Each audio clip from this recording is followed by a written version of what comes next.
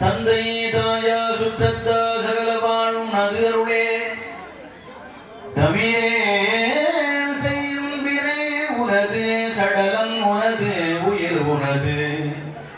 சிந்தைக்கு சிந்தை அடிமை என்று ஜகத்தில் எவர்க்கும் தெரியாதா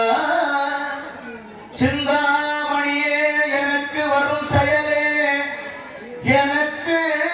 வரும் செயலே உனது செயல் அல்லவோ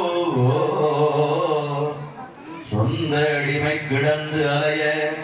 சும்மா இருந்தால் உனை விடுமோ